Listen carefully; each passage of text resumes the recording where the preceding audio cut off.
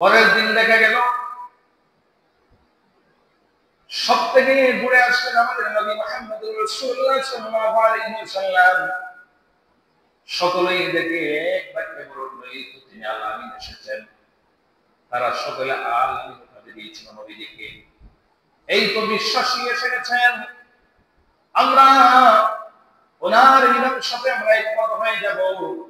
নবী করিম সাল্লাল্লাহু আলাইহি ওয়াসাল্লাম হাজরা আসওয়াদ নামক পাথরটাকে নিয়ে একটা চাদরের মধ্যে উঠায়া দিলেন, আর প্রত্যেক গোত্রকে একজন নেতাকে বললেন যে আপনারা এই চাদরের কোণের মধ্যে ধরে আপনারা যথাস্থানে রেখে দিন। সুবহানাল্লাহ, মীমাংসা হয়ে গেছে, সবাই এক বাক্যে মিলেছে। নবী করিম সাল্লাল্লাহু আলাইহি ওয়াসাল্লামের বয়ান যখন প্রায় 40-এর কাছাকাছি, আম্মা জান হযরত আয়েশা সিদ্দিকা রাদিয়াল্লাহু তাআলা থেকে বর্ণিত, তিনি বলেন নবী করিম সাল্লাল্লাহু আলাইহি ওয়াসাল্লাম যে ওহী নাযিল হয়েছিল, এই ওহীটা নাযিল হয়েছিল, অবতীর্ণ হয়েছিল সত্য স্বপ্ন দ্বারা। বুখারীর বর্ণনায় আছে যে সত্য স্বপ্ন দ্বারা নবীর ওহী নাযিল হয়েছিল। নবী করিম সাল্লাল্লাহু আলাইহি ওয়াসাল্লাম যে রাত্রিবেলায় স্বপ্ন দেখতেন তা সকালবেলা দিনের আলোর মতো স্পষ্ট হয়ে যেত। সুবহানাল্লাহ, তা বাস্তবে পরিণত হতো। এইভাবে নবী করিম সাল্লাল্লাহু আলাইহি ওয়াসাল্লাম তিনি একাকী থাকতে পছন্দ করেন, ধ্যানমগ্ন রইলেন। মক্কা নগরী হেরা গুহা নামক এই পাহাড়ের মধ্যে, গুহার মধ্যে তিনি একাকিত্ব ভাবে তিনি আল্লাহ তাআলার ধ্যানমগ্নে তিনি থাকতে লাগলেন।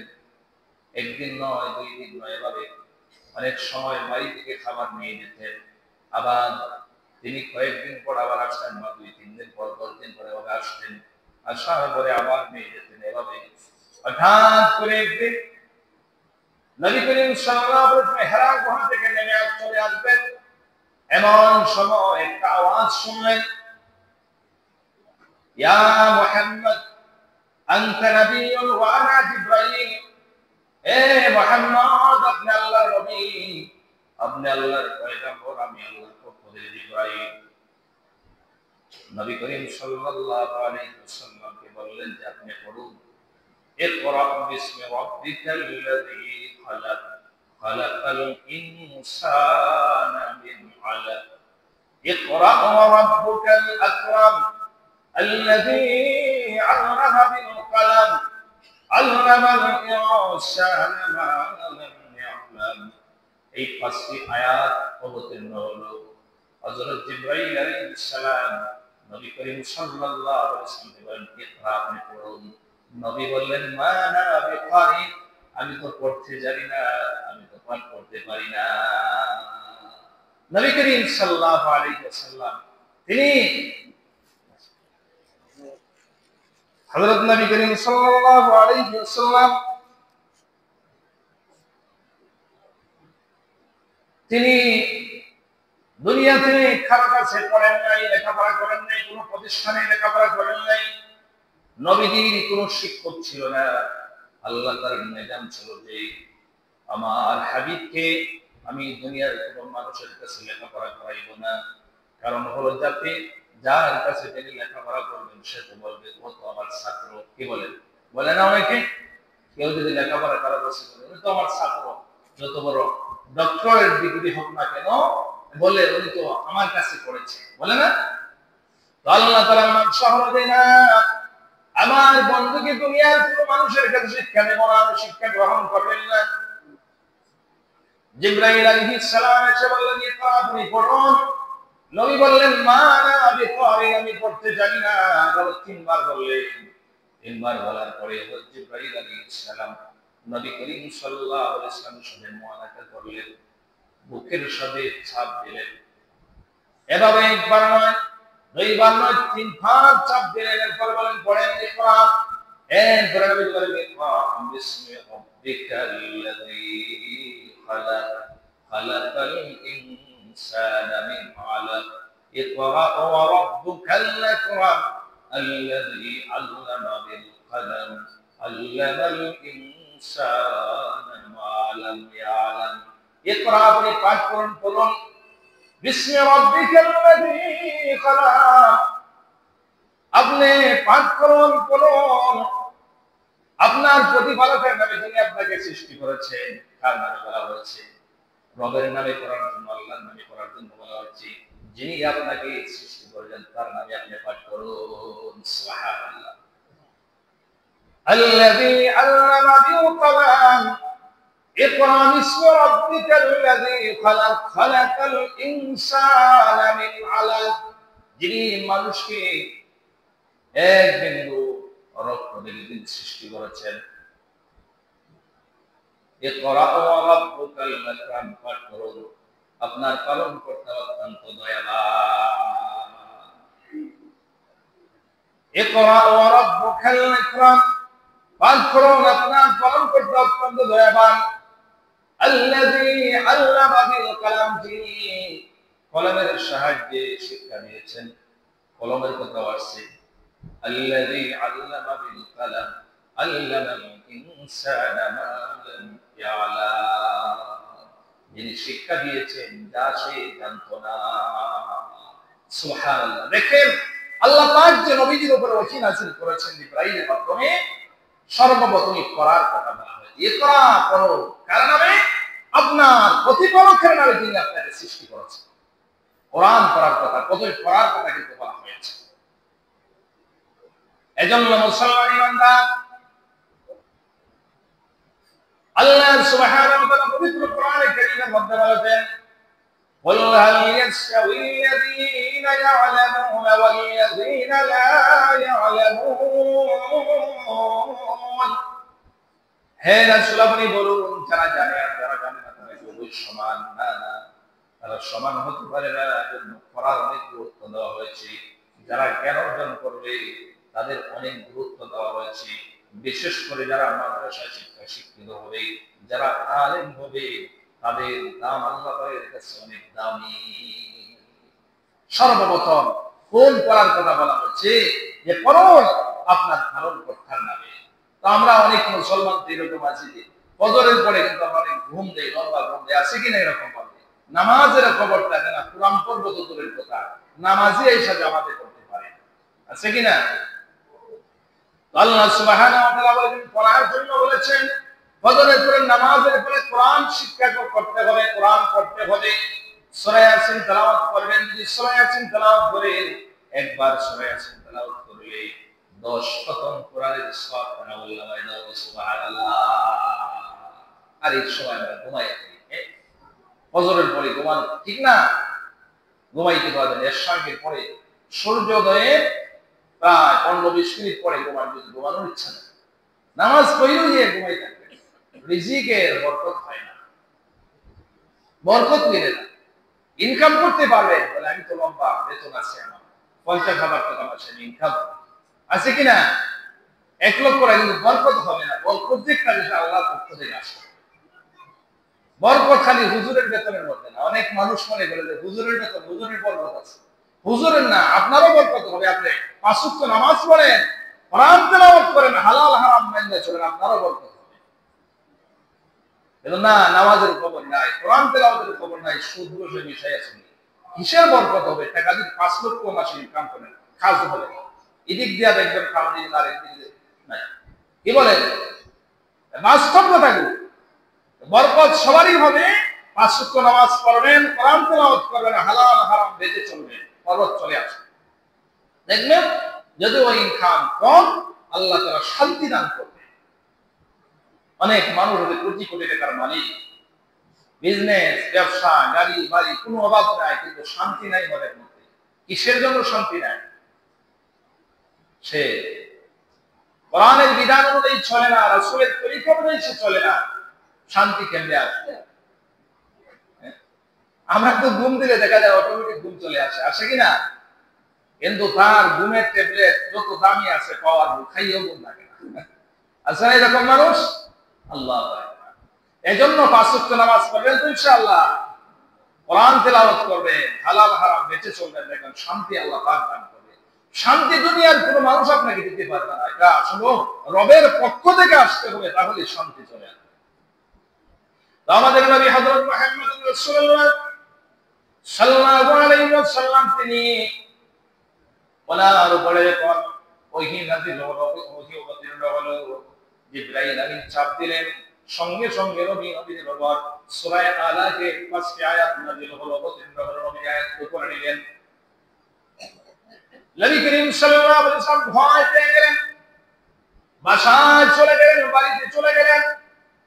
আম্মা জান হযরত খাদিজাতুল কুবরা রাদিয়াল্লাহু তাআলাকে বললেন, ও খাদিজা, জাম্মিলুনি জাম্মিলুনি জাম্মিলুনি, কথা তিনবার আমাকে কম্বল দাও।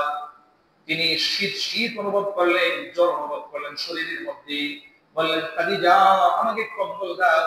আম্মা জান হযরত খাদিজাতুল কুবরা রাদিয়াল্লাহু তাআলা তিনি নবীজিকে কম্বল দিয়ে মুড়িয়ে দিলেন, কম্বল দিয়ে ঢেকে দিলেন। নবী করিম সাল্লাল্লাহু আলাইহি ওয়াসাল্লাম কিছুক্ষণ বিশ্রাম করার পরে এরপরে খাদিজাতুল কুবরা রাদিয়াল্লাহু তাআলা কাছে বললেন, ও খাদিজা, আমি ধ্যানমগ্ন অবস্থায় ছিলাম, আমি হেরা গুহার মধ্যে ছিলাম, আমার কাছে একজন লোক এসে বলছে, ইকরা বিসমি রাব্বিকাল্লাযী খালাক, খালাকাল ইনসানা মিন আলাক, ইকরা রাব্বুকাল আকরাম আল্লামা বিল কালাম। আমি তো ভয় পেয়ে গেছি, আমি আমার প্রাণের ভেতরে শঙ্কিত আছি। হযরত খাদিজাতুল কুবরা রাদিয়াল্লাহু তাআলা নবীজিকে সান্ত্বনা দিয়ে অভয় দান করলেন, হে মুহাম্মদ, আপনি তো কোনো মানুষকে কোনোদিন কষ্ট দেন নাই, আপনি তো মানুষের কল্যাণে কাজ করেন, অসহায়দের আপনি সহায়তা দান করেন, আপনাকে আল্লাহ তাআলা ধ্বংস হতে দিবেন না, আপনি ভয় পাবেন না, ভয় পাবেন না। নবীজি কিছু শান্তি অনুভব করলেন। পরের দিন হযরত খাদিজাতুল কুবরা রাদিয়াল্লাহু তাআলা নবীকে নিয়ে গেলেন ওনার চাচাতো ভাই হযরত ওরাকা ইবনে নওফলের কাছে। তিনি ইঞ্জিনের পণ্ডিত ছিলেন, ওনার কাছে নিয়ে গেলেন।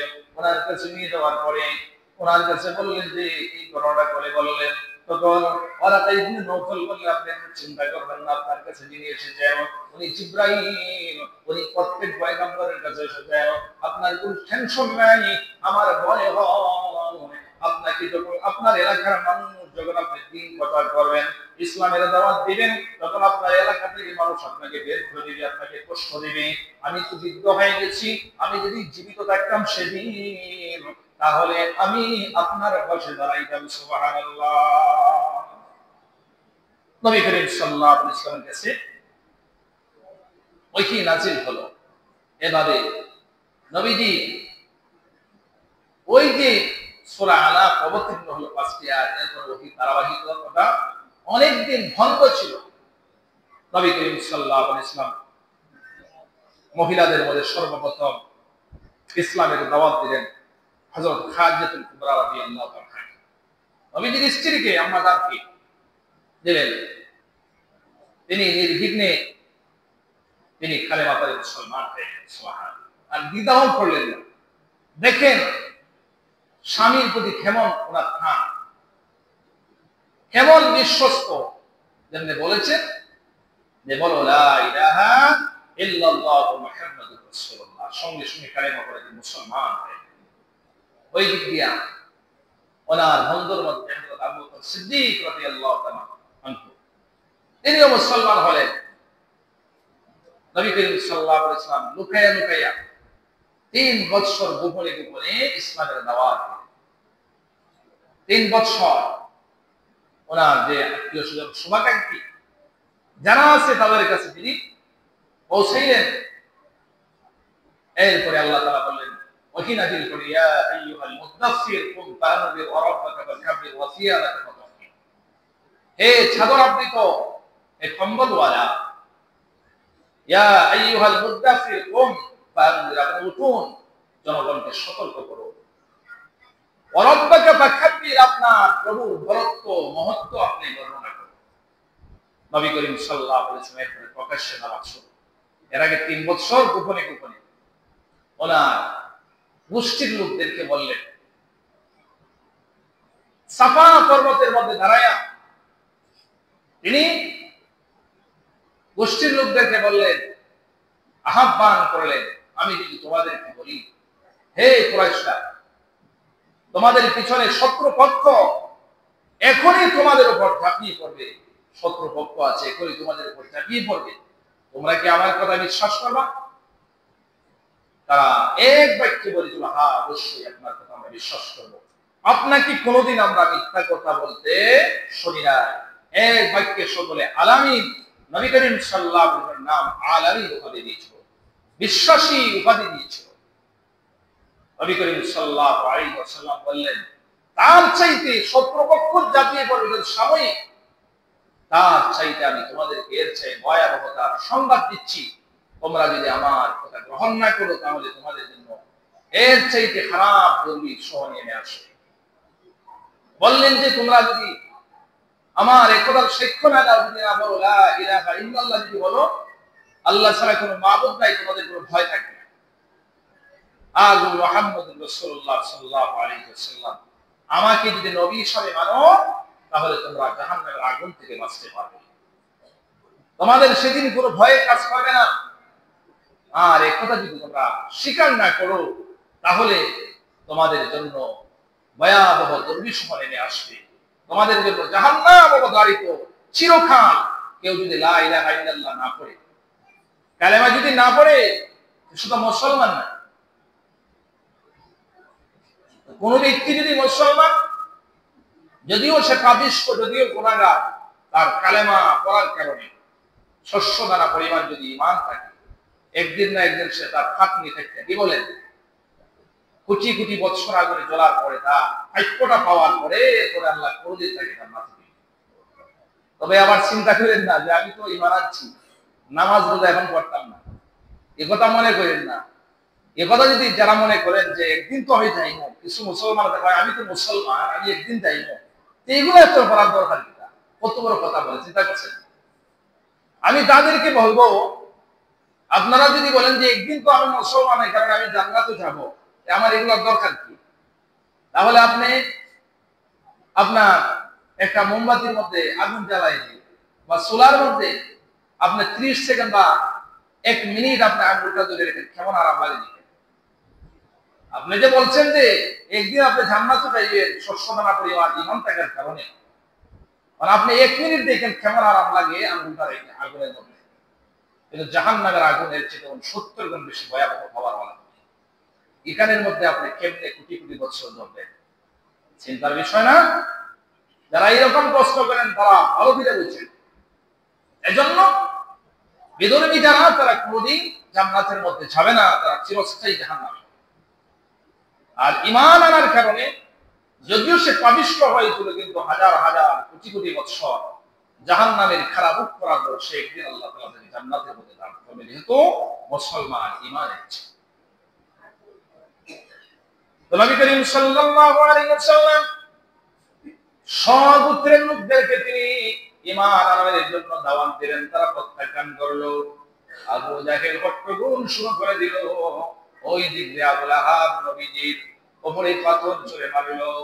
আল্লাহ সুবহানাহু ওয়া তাআলা পবিত্র কোরআনে কারীমের সূরা লাহাব নাযিল করেছেন, তাব্বাতি ইয়াদা আবি লাহাবিন ওয়া তাব মা আগনা আনহু মালুহু ওয়া মা কাসাব।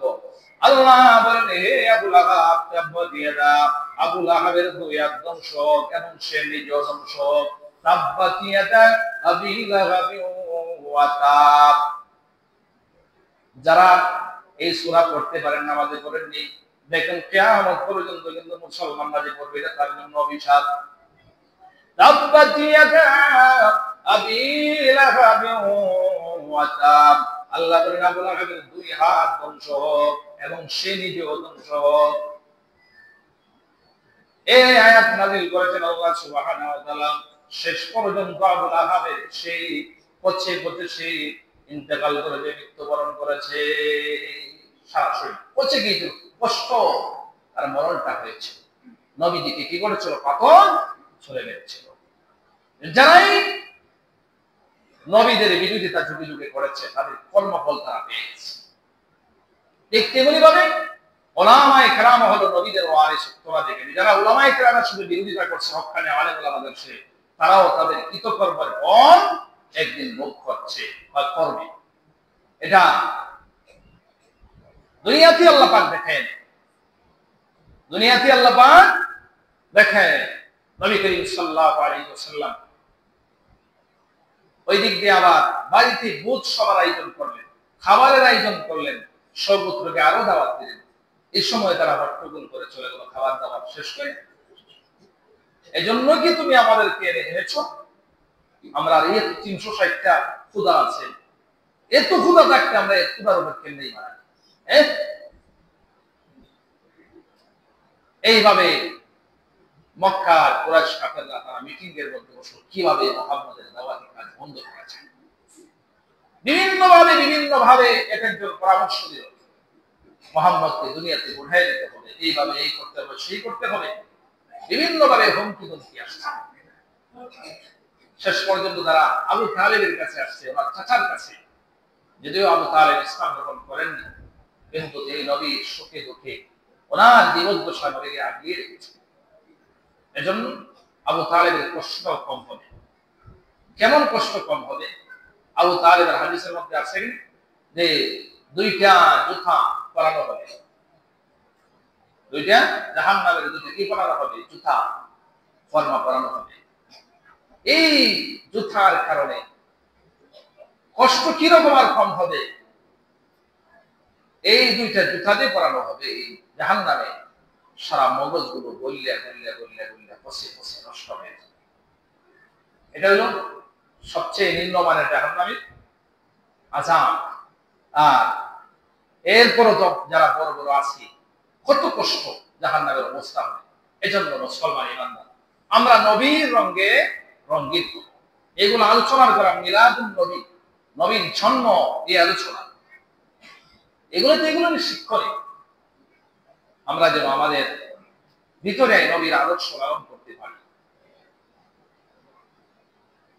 আমরা যেন আসক্ত নামাজ পড়তে পারি, সত্য কথা বলতে পারি, মিথ্যা পরিহার করি, নবীজির সুন্নত এক মুষ্টি দাড়ি কম করতে রাখি। অনেকে আছে কাটিং মার্কা দাড়ি রাখে, আছে কিনা? এক মুষ্টি হয় না, এক মুষ্টি ছাই ইমামের মাযহাব মোহাম্মদ, এক মুষ্টি নিচে কোনো দাড়ি নেই, কারণ এতটুকু কুচা কুচা রাখলাম, হাদিস আছে। আর যারা ক্লিন শিট করে, আমরা তো রবিউল আউয়াল 12 রবিউল আউয়াল খালি মিজিন দিয়ে লাফাই কিছু আছি না?